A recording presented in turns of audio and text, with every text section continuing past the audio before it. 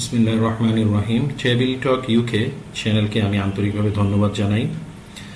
আপনাদের প্ল্যাটফর্মে আমার এই আলোচনাটি করার সুযোগ দেওয়ার জন্য আন্তরিকভাবে ধন্যবাদ এবং কৃতজ্ঞতা। যে টপিকটা নিয়ে আমি আলোচনা করব সেটা হচ্ছে যে মাইলস্টোন স্কুলে প্রশিক্ষণ বিমান ধস, বড় ইস্যু কি আমাদের চোখ এড়িয়ে গিয়েছে কিনা। তো আলোচনার শুরুতেই আমি এই ঘটনায় আহত নিহত সকল শহীদ এবং আহতদের প্রতি গভীর সমবেদনা জানাই। যে সকল বাবা মা এই ঘটনায় তাদের সন্তানদেরকে হারিয়েছেন তাদেরকে সমবেদনা জানানোর ভাষা আমাদের জানা নেই, কারণ যার নিজের সন্তান হারিয়েছে সেই শুধু সেটার বেদনা বুঝতে পারবে।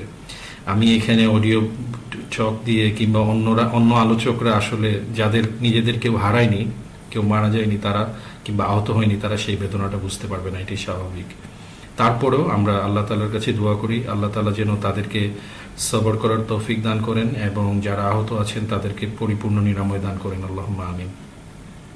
Specially flight lieutenant Mohammad Touqir Islam, বিমান বাহিনীর একজন ব্রাইট অফিসার। এটা লাস্ট ট্রেনিংটা তার সোলো ট্রেনিং ছিল, সোলো ফ্লাইট ছিল বলে আমরা জানতে পেরেছি।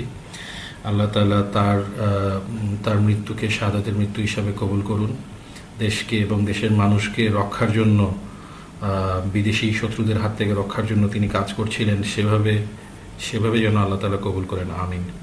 তো এই ইস্যুতে কিছুদিন আগে ইস্যুটা শেষ হলো। এই ইস্যুতে মাঝে বেশ কিছুদিন সোশ্যাল মিডিয়াতে সবাই সরগরম ছিল। তো আমি একটা জিনিস খেয়াল করলাম যে কেমন যেন আমাদের অধিকাংশ মানুষ একটু এই বড় একটা ঘটনার সাইড ইস্যু নিয়ে বেশি বিজি হয়ে পড়ি। যেমন ধরেন বিভিন্ন ফেসবুক পোস্ট কন্টিনিউয়াস আসতেছিল, কিছু কিছু পোস্টে দেখা গেল যে পাইলটকে কি জোর করে পাঠানো হয়েছে কিনা, কিংবা এই ফাইটার জেটটার কি আদৌ মেনটেনেন্স ওই দিন চেকিং হয়েছিল কিনা। আরও কিছু লোকজন দেখা গেল যে অ্যানোনিমাস হ্যাকিং গ্রুপ যেটা আছে তাদের একটা, অরিজিনালি তো অ্যানোনিমাস হ্যাকিং গ্রুপ আছে কিন্তু এই রিলেটেড তাদের নামে অনেক ফেক পেজ এবং গ্রুপ আছে। তো সেগুলার পোস্ট নিয়ে অনেকে ব্যস্ত হয়ে গেলেন, অনেকে আবার ব্ল্যাক বক্স সংক্রান্ত আলাপে ব্যস্ত হলেন। মাঝে দেখা গেল মৃতের সংখ্যা নিয়ে গুজব, অনেকের ধারণা ছিল যে সেনাবাহিনী কিংবা বিমান বাহিনী লাশ গুম করতেছে যেন মৃতের সংখ্যা কম দেখানো যায়। তো এগুলো সবই আসলে মাইনর ইস্যু, আর প্র্যাকটিক্যালি এই যুগে এই সময় আসলে লাশ গুম করে মৃতের সংখ্যা কম দেখানো এটা পসিবল না। সো এগুলো হচ্ছে আসলে বিভিন্ন ধরনের সাইড ট্র্যাক ইস্যুস যেগুলোতে আমরা সবাই কিংবা অনেকেই ব্যস্ত হয়ে গিয়েছিল। এছাড়া দেখা গেল যে আরেকটা টপিক ছিল যে ফাইটারটা কলাপস করেছে, ক্র্যাশ করেছে, সেটা কি ডাইরেক্টলি স্কুলের উপর পড়েছে নাকি আগে খোলা একটা মাঠে পড়ে বাম্প করে তারপরে স্কুলের ভিতরে গিয়ে পড়েছে। তো এই টপিক নিয়ে অনেকে ব্যস্ত ছিল। রাজনৈতিক নেতারা কেন হাসপাতালে গেলেন এটা নিয়ে অনেকের আপত্তি, না গেলেও নিশ্চয়ই তারা আপত্তি করতেন, যদিও অনেক বেশি মানুষ ভিড় করা উচিত না, এটা আমরা জানি। পাইলট কি শেষ মুহূর্ত পর্যন্ত বিমানটাকে বাঁচানোর চেষ্টা করেছেন কিনা, কিংবা জনবসতিপূর্ণ এলাকা থেকে দূরে নেওয়ার চেষ্টা করেছেন কিনা, এটা নিয়ে অনেক কথাবার্তা ছিল।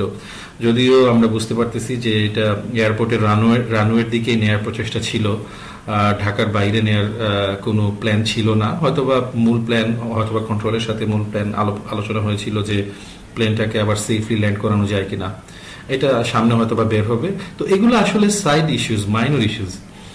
আরো কিছু দেখা গেছে যে আপনার পলাতক লীগ তারা এই ইস্যুতে অনেক ধরনের তথ্য সন্ত্রাস করার চেষ্টা করেছে ফেসবুকে কিংবা সোশ্যাল মিডিয়ায়, ইভেন মেইন স্ট্রিম মিডিয়ায় এটার কিছু ছোঁয়া দেখা গেছে। তারা তো সুযোগ পেলে আন্দোলনে শরিক হবে, এটাই স্বাভাবিক। তো এই আন্দোলনের শরিক হওয়া নিয়েও বেশ ব্যস্ততা গিয়েছে অনেকের। আরেকটা বিষয় হচ্ছে যে কেন, এটা যদিও মাইনর আমি বলবো না, কিছুটা মিডিয়াম একটা পয়েন্ট, যে সেই বিমান বাহিনী ট্রেনিংটা কেন জনবসতিপূর্ণ ঢাকার উপরে কেন হবে। ঢাকা তো খুবই ঘনবসতিপূর্ণ এলাকা। তো এখানে এই বিমান বাহিনী ট্রেনিং মানে হলো যদি কোনো কারণে অ্যাক্সিডেন্ট হয়, কন্ট্রোল লুজ হয়, কন্ট্রোল মেকানিজম ফেল করে, তখন আলটিমেটলি অনেক ক্যাজুয়ালিটি হয়। তো এটার ব্যাপারেও আসলে খুব ক্লিয়ারলি পরে আলোচনা এসেছে যে শুরুতে তো এয়ারপোর্টগুলো ছিল ঢাকার বাইরে, মূল ঢাকার বাইরে। তো এটা আসলে ক্লিয়ার আমার মনে হয়। এছাড়া রুটিন কিংবা রিয়েল টাইম কমব্যাট এয়ারফোর্সের ট্রেনিং যদি কেউ প্ল্যান করে, সেটাও আসলে ডাইরেক্টলি রাজধানী কিংবা ডেন্সলি পপুলেটেড শহরগুলোর উপরে করা সম্ভব না, উচিত না। তো সব মিলিয়ে ন্যাশনাল এভিয়েশন রেগুলেশনস ICAO এসব রেগুলেশনস এর মাধ্যমে ফ্লাইট ট্রেনিং কিংবা ট্রেনিং ফ্লাইটগুলো এগুলো রেগুলেশনস আছে। ঢাকার উপরে কিংবা ডেন্সলি পপুলেটেড কোনো এরিয়ার উপরে এসব ট্রেনিং এর সুযোগ নেই। সো এনিওয়ে এগুলো আমার মনে হচ্ছিল যে এগুলো কেন যেন একটু মাইনর পয়েন্ট। একটা কথা আছে ইংরেজিতে যে the main thing is to keep the main thing the main thing. সহজ বাংলায় ভাবার তো বলতেছি যে কোনো একটা বিষয়ে আপনার মূল করণীয় হচ্ছে মূল বিষয়টাকে মূল বিষয় হিসেবে রাখা। আপনি যদি সাইড বিষয়টাকে মূল বিষয় বানিয়ে নেন তখন আসলে ফোকাস নষ্ট হবে, লোকজনের প্রায়োরিটি নষ্ট হবে, লোকজন লেস প্রায়োরিটি টপিক নিয়ে বেশি ব্যস্ত হয়ে যাবে। কম গুরুত্বপূর্ণ বিষয়ে সময় এবং শ্রম যদি আমরা বেশি দেই তখন মূল বা বেশি গুরুত্বপূর্ণ বিষয়গুলো আমাদের নজরের বাইরে থাকবে, নাগালের বাইরে থেকে যাবে। তো আমি সিম্পলি কয়েকটা পয়েন্ট আমি সামনে আনতে চাচ্ছি যেগুলো আমার চোখে মনে হচ্ছে যে এগুলো প্রবাবলি এই ঘটনার সাথে সংশ্লিষ্ট মূল বিষয়। যেমন আমাদের দেশের বাজেটে নতুন প্লেন, নতুন ফাইটার জেট কিংবা প্রশিক্ষণ প্লেন কেনার পর্যাপ্ত বরাদ্দ থাকে কিনা, না থাকলে কেন থাকে না, নতুন প্রশিক্ষণ প্লেন কিংবা ফাইটার কেনার সময় কি পরিমাণ দুর্নীতি হয়, মন্ত্রী এমপি বিগ শটরা কে কত পার্সেন্ট খায়, যেসব প্লেন আমাদের অলরেডি আছে সেগুলোর রেগুলার মেনটেনেন্স হয় কিনা, সেই মেনটেনেন্সের যে বাজেট সেটা কি সেখানে কোনো দুর্নীতি আছে কিনা, এগুলো আমার মনে হয় মূল এবং কোর টপিকস। যে এছাড়া আমাদের এয়ারফোর্স কিংবা অন্যান্য মিলিটারি ফোর্স তারা কত পার্সেন্ট খরচ অপারেশনাল কাজে করে, তারা ফাইন্যান্সিয়াল যে বাজেট পায় সেটার কত পার্সেন্ট অপারেশনাল কাজে খরচ হয়, আর কত পার্সেন্ট জাঁকজমক কিংবা আমোদ প্রমোদ ফুর্তিতে ব্যয় হয়। একই কথা আসবে আমাদের ন্যাশনাল বাজেটের ক্ষেত্রে। সো একটা একটা করে পয়েন্টে আমি যাই। 1 নম্বর পয়েন্ট হচ্ছে যে আমাদের প্রশিক্ষণ ফাইটারগুলো প্রায় আকাশ থেকে পড়ে যায় কেন। এটা তো খুব সিম্পল। আপনারা জানেন যে একটা ছবিও ভাইরাল হয়েছিল উত্তরার আশেপাশে কোনো একটা ধান খেতেও PT-6 প্রবলি কয়েক বছর আগে ক্ষেতের মধ্যে পড়ে আছে। এই সিনটা আমরা দেখলাম গত বছরের শুরুর দিকে চট্টগ্রামের কর্ণফুলী নদীতে একটা এয়ারক্রাফট ক্র্যাশ ল্যান্ডিং করলো এবং একজন পাইলট মারা গেলেন। আর রিসেন্টলি তো আমরা মাইলস্টোন স্কুলের এই ঘটনাটা দেখলাম। তো আমি ফুল লিস্টটা এখানে আনতেছি না। তো কন্টিনিউয়াস কিন্তু আমাদের এয়ারফোর্সের ট্রেনিং বিমানগুলো বারবার ক্র্যাশ করতেছে এবং জীবনহানি হচ্ছে, পাইলটরা মারা যাচ্ছেন। এবং পাবলিক রেকর্ডগুলো আমরা যদি দেখি বিভিন্ন দেশে, আমাদের আশেপাশের দেশ স্পেশালি ভারত এবং পাকিস্তানের সাথে যদি আমরা কম্পেয়ার করি তাহলে দেখব যে ভারত এবং পাকিস্তানের তুলনায় আমাদের বাংলাদেশ এয়ারফোর্সে এইসব ক্র্যাশ কিংবা অ্যাক্সিডেন্টের পরিমাণ অনেক বেশি, তুলনামূলকভাবে অনেক বেশি। এটার মূল কারণ হচ্ছে আমাদের ট্রেনিং জেটগুলো পুরনো এবং তার উপর যে মেইনটেনেন্স খরচ দেয়া হয় সেটা সম্ভবত অপ্রতুল এবং যাও পায় সেটাতে দুর্নীতির ঘটনা আছে, হিস্ট্রিতে এটা দেখা যায়। এটা ছিল ফার্স্ট পয়েন্ট। তো এই পয়েন্টে আমাদের ফোকাস করতে হবে। দ্বিতীয় যে পয়েন্টটা আমি বলবো যে আমাদের বর্তমান যে ফাইটার জেটগুলো আছে, not training, operational fighter jets, সেগুলো দিয়ে কি আমরা মডার্ন এয়ার কম্ব্যাটে টিকে থাকতে পারবো কিনা, ভারতের বিরুদ্ধে, পাকিস্তান, মায়ানমার এসব দেশের বিরুদ্ধে আমরা কি আদৌ টিকে থাকতে পারবো কিনা এয়ার কম্ব্যাটে। আমাদের কিন্তু 4th জেনারেশনের ফাইটার এয়ারক্রাফট নাই। এটার কারণ কি? কারণ যদি বলি যে কারণ এক কথায় বললে যে ভারতীয় প্রক্সি বা দালাল সরকার ছিল বিগত 15-16 বছর, তারা এসব ব্যাপারে তেমন কোনো অ্যাকশন নেয়নি। তারও আগেও সেরকম ভালো মানের এয়ারক্রাফট কেনা হয়নি। মূল যুক্তি যেটা তাদের ছিল যে আমাদের তো বন্ধু প্রতিম রাষ্ট্র ভারত, তাহলে আমরা ফাইটার জেট কিনে এত খরচ করে কি করব? তাহলে বন্ধু প্রতিম দেশ যেহেতু আছে তাহলে এই খরচ করে ফাইটার জেট আমাদের কেনার দরকার নাই, বেটার আমরা বিউটিফিকেশন এবং বিভিন্ন কনস্ট্রাকশনে এসব টাকা খরচ করি। এটা ছিল তাদের যুক্তি। বুঝে যাচ্ছে যে খুবই ফানি, সেলফ ডিফিটিং এবং দেশ এবং জাতির সাথে এক ধরনের গাদ্দারি হয়েছে। এটা কোনোভাবেই মেনে নেওয়ার অবকাশ নেই। একইভাবে দেখেন বিভিন্ন সময় বাংলাদেশকে অন্যান্য দেশ মডার্ন এয়ারক্রাফট সেল করার চেষ্টা করেছে, কিন্তু বাংলাদেশের সরকারগুলো বিভিন্ন সময়ে এইসব অফারকে বারবার ডিনাই করেছে, বারবার তারা সেসব অফারকে কোনো কারণ ছাড়াই ফিরিয়ে দিয়েছে। রিসেন্ট অফারগুলো আমরা দেখি 2017 সালের মার্চে বাংলাদেশ একটা টেন্ডার করে, international tender, multi role combat aircraft কেনার জন্য। সেখানে দেখা যায় যে রাশিয়া থেকে MiG-35 কেনার অফার আসে MiG-35 এর সাথে তারা সুখোই 30 বিমান দেওয়ার জন্য প্রস্তুত ছিল। একইভাবে 2019 সালে ইউএসএ থেকে F-16 বিমান এবং অ্যাপাচে অ্যাটাক হেলিকপ্টার কেনার অপশন আসছিল, যদিও সেটার সাথে একটা শর্ত ছিল যে আকসা এবং জিসুমিয়া চুক্তিতে স্বাক্ষর করতে হবে। আমরা জানি যে আকসা এবং জিসুমিয়া চুক্তিগুলো এমন যে এই এয়ারক্রাফট কিংবা হেলিকপ্টারগুলো কিনলে সেগুলোর ব্যবহারটা যুক্তরাষ্ট্রের সেই চুক্তির ভিতরে আওতাধীন থাকে। তো সম্ভাবনা এমন ছিল যে ভারতের বিরুদ্ধে হয়তোবা এসব এয়ারক্রাফট ব্যবহারের অনুমতি কিংবা সুযোগ ইউএসএ আমাদেরকে দিত না। সো এটা একটা কারণ হতে পারে। এনিওয়ে, একইভাবে ফাইন্যান্সিয়াল এক্সপ্রেসে আরেকটা রিপোর্ট এসেছিল যে চীন থেকে J-10C এয়ারক্রাফট কেনার অফার বাংলাদেশে এসেছিল। এটার ফিল্ড সার্ভে হয়েছিল, বাট ফাইনালি এই প্রজেক্টটাও ডাই ডাউন হয়ে যায়। সো আমরা চাইনিজ J-10C কেনার এবং রিসেন্টলি এটা আবার ডাই ডাউন, রিসেন্টলি এটার একটা আপডেট এসেছে যে এটার কাজ থমকে আছে। ঠিক তেমনি 2020 সালে ফ্রান্স থেকে আমরা রাফায়েল কেনার অফার পেয়েছিলাম, কিন্তু সেটাও নাকচ করে দেওয়া হয়। এরপরে ইটালি থেকে ইউরোফাইটার টাইফুন বা EFT ফাইটার এয়ারক্রাফট কেনার সুযোগ এসেছিল, সেটাও বাদ দেওয়া হয়। সো ঘুরে ফিরে দেখা যাচ্ছে যে আমাদের বাংলাদেশ এয়ারফোর্স এমন একটা বাহিনী বা বাংলাদেশ গভর্নমেন্ট ওয়ার্ল্ডের এমন একটা গভর্নমেন্ট যারা ওয়ার্ল্ডের top class fighter jets, modern fighter jets কেনার সুযোগ পেয়েছিল। Rafael, EFT, MiG-35, F-16, Sukhoi 35, এরকম অনেকগুলো মডার্ন এয়ারক্রাফট কেনার সুযোগ ছিল, বাট কিনতে পারেনি। সবগুলো অফারকে তারা আমাদের দেশ এবং বাংলাদেশ এয়ারফোর্স বাতিল করে দিয়েছে। কেন বাতিল করলো? আমার মনে হয় আমরা সহজেই অনুমান করতে পারি যে ইন্ডিয়ার জন্য এটা থ্রেটেনিং, বাংলাদেশের জন্য এক্সিস্টেন্সিয়াল থ্রেট হচ্ছে ইন্ডিয়া, এবং সবসময় ইন্ডিয়া বাংলাদেশকে একটা অঙ্গরাজ্য হিসাবে রাখতে চায় কিংবা নিজেদের নিয়ন্ত্রণে রাখতে চায়। ভারত কখনো চায় না যে বাংলাদেশের একটা ক্যাপেবল এয়ারফোর্স গড়ে উঠুক। এবং আপনি দেখবেন যে bulgarianmilitary.com নামক একটা সাইটে আপনি দেখবেন যে একটা হেডিং এসেছে, even India threatening to derail Pakistani JF-17 sale to Bangladesh. পাকিস্তানের JF-17 ফাইটার এয়ারক্রাফট কেনার একটা মাঝে সম্ভাবনা ছিল, সেটাকেও ডিরেইল করার চেষ্টা করেছিল ইন্ডিয়া। তো উপরের সবগুলো অফার দেখা যাবে যে ভারতীয় নির্দেশে ভারতের দালাল সরকার, সেবাদার সরকার সবগুলো অপশনকে তারা বাতিল করে দিয়েছে। সো আমরা এখন মডার্ন এয়ারক্রাফট ছাড়া পুরাতন যুগের কিছু এয়ারক্রাফট দিয়ে চলতে বাধ্য হচ্ছি। সো এটা ছিল আমার সেকেন্ড পয়েন্ট, যে আমাদের মডার্ন এয়ারক্রাফট আছে কিনা, মডার্ন ফাইটার জেটগুলো আছে কিনা এবং না থাকার কারণ কি। এই পয়েন্টটাতে আমাদের মনোযোগ রাখা দরকার ছিল ওই লাস্ট এই টপিক রিলেটেড, এই ইনসিডেন্ট রিলেটেড আলোচনার সময়। আরেকটা বিষয় দেখেন যে আমাদের জাতীয় বাজেট যেটা হয় সেখানে নতুন ফাইটার এয়ারক্রাফট বা চতুর্থ প্রজন্মের বলি কিংবা নতুন ভার্সনগুলোর ফাইটার এয়ারক্রাফট কেনার পর্যাপ্ত টাকা দেয়া হয় কিনা না। দেখা যাবে যে সরকারগুলো বেশিরভাগ সময় টাকা নেই, আমাদের বাজেট ঘাটতি আছে, ফাইটার এয়ারক্রাফট কেনা অনেক কস্টলি এক্সেট্রা বিভিন্ন যুক্তি দিবে।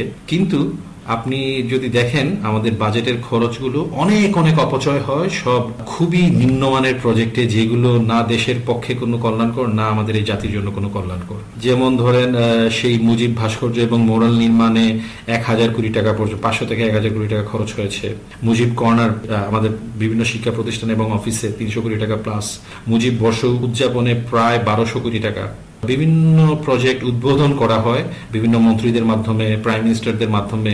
প্রতিটি অনুষ্ঠানে প্রায় 10 থেকে 20 কোটি টাকা খরচ হয়। এটার দরকারটা কি? এটা একটা সিম্পল আনুষ্ঠানিকতা যেটার প্র্যাকটিক্যালি এই দেশের মানুষের কোনো লাভ নাই। এই দেশের মানুষের জন্য এটা সম্পূর্ণ অপচয়। এটা কি শেখ হাসিনা করলো নাকি মিস্টার এক্স করলো, যদু মধু কদু করলো, এটাতে কোনো হেডেক নাই আমাদের। এটা শুধু তাদের পলিটিক্যাল এজেন্ডা, তাদের নাম দাম বাড়ানোর জন্য প্রত্যেকটা প্রজেক্টে 10 থেকে 20 কোটি টাকা খরচ হচ্ছে।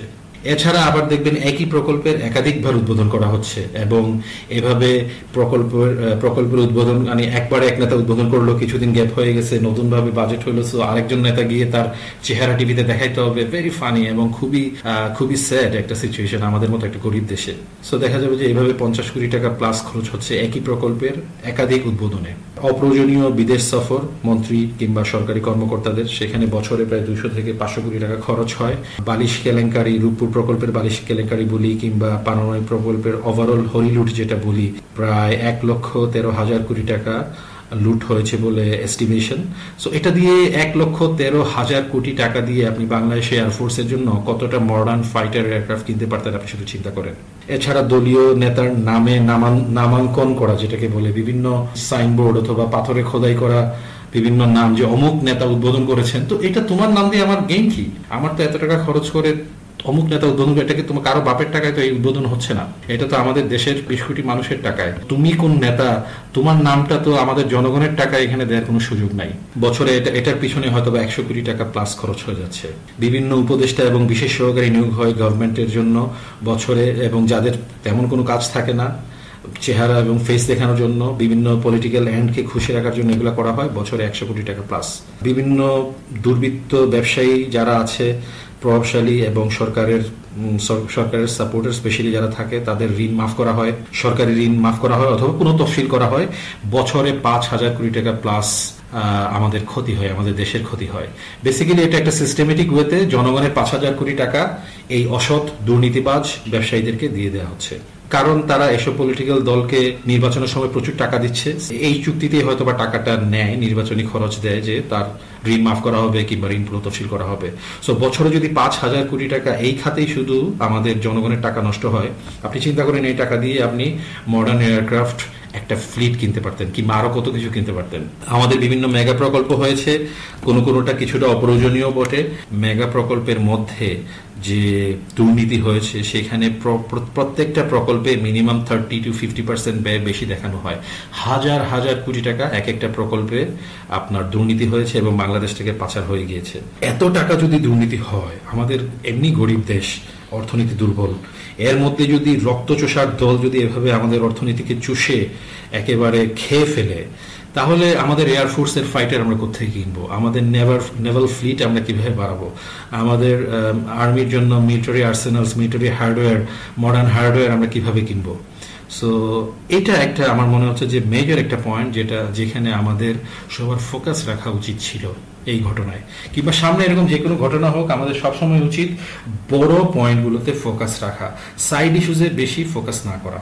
ঠিক তেমনি আমি আরেকটা পয়েন্টের দিকে সবার মনোযোগ আকর্ষণ করতে চাচ্ছি, সেটা হচ্ছে উপরে ন্যাশনাল লেভেলে যে চুরি, বাটপারি এবং দুর্নীতি হয়, এটার বাইরে অল্প যে টাকাগুলো বাজেটে যায় এয়ারফোর্সের জন্য হোক কিংবা বিভিন্ন সময় বিভিন্ন এয়ারক্রাফট কেনার জন্য, সেইখানেও আবার পদে পদে দুর্নীতি।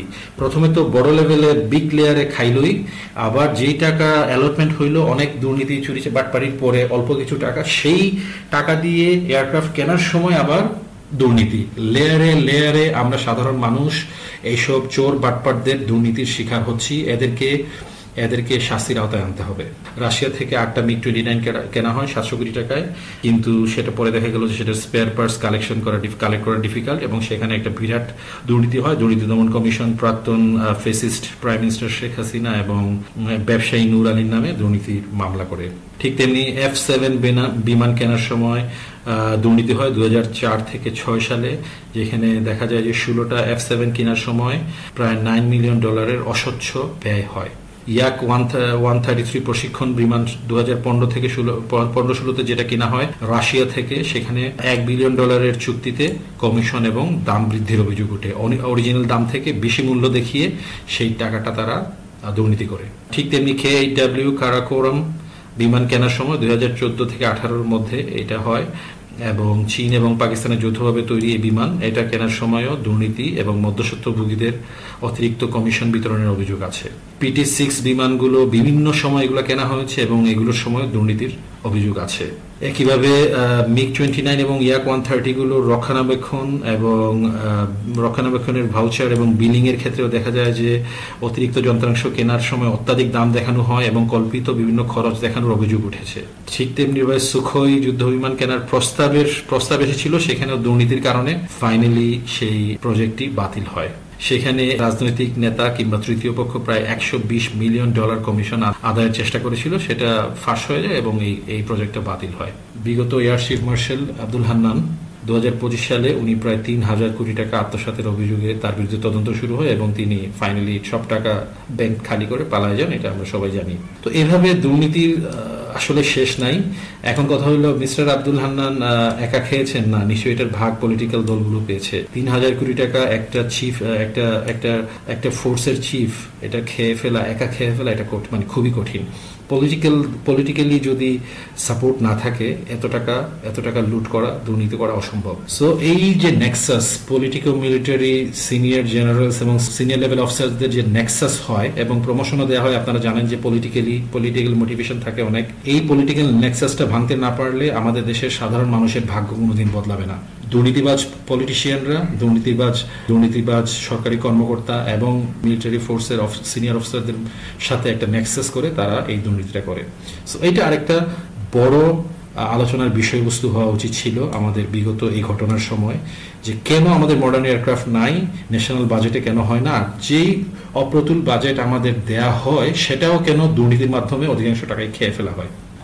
নেক্সট আরেকটা ইম্পর্টেন্ট পয়েন্ট, লাস্ট এই পয়েন্টটা বলে আমি শেষ করব, যে বিভিন্ন সময় আসলে মডার্ন বিভিন্ন এয়ারক্রাফটেরও অ্যাক্সিডেন্ট হয়, এটা আমি এগ্রি করব। এমন না যে শুধুমাত্র পুরাতন বিমানগুলোর অ্যাক্সিডেন্ট হয়, এটা ঠিক আছে, কিন্তু যে কোনো অ্যাক্সিডেন্টের পরে ফাইটার ট্রেনিং, বিমান বাহিনীর ফাইটার জেট হোক কিংবা কমার্শিয়াল এয়ারলাইনার হোক, যে কোনো অ্যাক্সিডেন্ট হইলে সেই অ্যাক্সিডেন্টটা ট্যাকেল করার একটা সেট সিস্টেম থাকা উচিত এবং ইমার্জেন্সি একটা ড্রিল থাকা উচিত ন্যাশনাল লেভেলে। সেই সেট এবং ইমার্জেন্সি ড্রিলটা কি আমাদের army, air force, Bangladesh police, fire brigade, district level, district office, DC অফিসগুলো, ইভেন মিনিস্ট্রিগুলো কি প্র্যাকটিস করে কিনা, কার কি রোল, যে কোনো একটা ইনসিডেন্ট হইলে, ইনক্লুডিং ন্যাশনাল লেভেল বিভিন্ন হসপিটাল যেমন জাতীয় বার্ন এবং plastic surgery institute etcetera.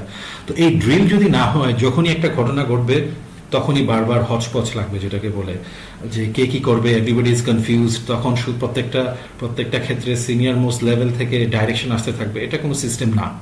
So আমাদের সেট ইমার্জেন্সি ড্রিল থাকতে হবে, এরকম যে কোনো অ্যাক্সিডেন্ট যে কোনো সময় আসলে হইতেই পারে, ইভেন মডার্ন এয়ারক্রাফট থাকলেও হইতে পারে, কিন্তু আনফর্চুনেটলি আমাদের মডার্ন এয়ারক্রাফট নাই, সবই পুরাতন। দুর্নীতি এবং ধান্দাবাজির কারণে টাকা অধিকাংশ খেয়ে ফেলা হয়, যার ফলে অল্প কিছু টাকায় মেনটেন্যান্স হয়, অল্প কিছু টাকায় পুরাতন কিছু বিমান কিনা হয়।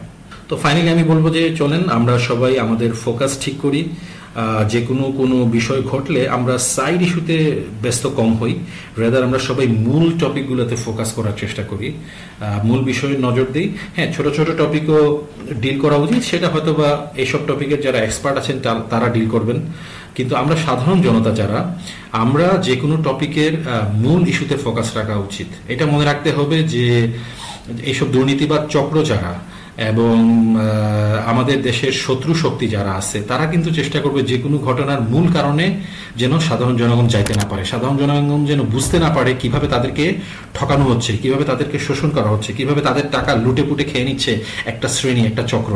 এবং এটা একটা বিশাল বড় নেক্সাস ন্যাশনাল এবং ইন্টারন্যাশনাল লেভেলে আছে, পলিটিক্যাল লেভেলে এটা আছে, সিনিয়র ব্যুরোক্রেটসদের মধ্যে এটা এই নেক্সাসের মধ্যে সামিল করা হয়, মিলিটারি লিডার্সদের সিনিয়র লেভেলকে এখানে সামিল করা হয় এবং ফেজ বাই ফেজ তাদেরকে করাপশনে জড়িত করা হয়। এটার একটা সেট সিস্টেম আছে, এই সিস্টেম থেকে আমাদেরকে বের হয়ে আসতে হবে।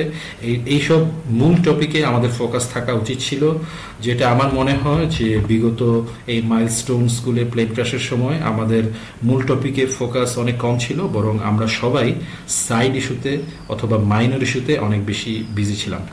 তো আল্লাহ তাআলা আমাদের সবাইকে তৌফিক দান করুন যেন যে কোনো ঘটনার সঠিক বিষয়টা, সঠিক কারণ কিংবা মূল বিষয়গুলো, আমাদের জনগণের জন্য কল্যাণকর বিষয়গুলো আমরা বুঝতে পারি, সেগুলো আমাদের সামনে থাকে এবং অপ্রয়োজনীয়, অকল্যাণকর, অতিরিক্ত বিষয়গুলো যেন আমাদের থেকে দূরে থাকে, আমরা যেন সেগুলো থেকে দূরে থেকে মূল বিষয়ে সবসময় ফোকাস রাখতে পারি।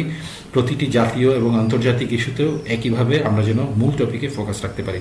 আল্লাহ তাআলা তৌফিক দান করুন। আসসালামু আলাইকুম ওয়া রাহমাতুল্লাহ।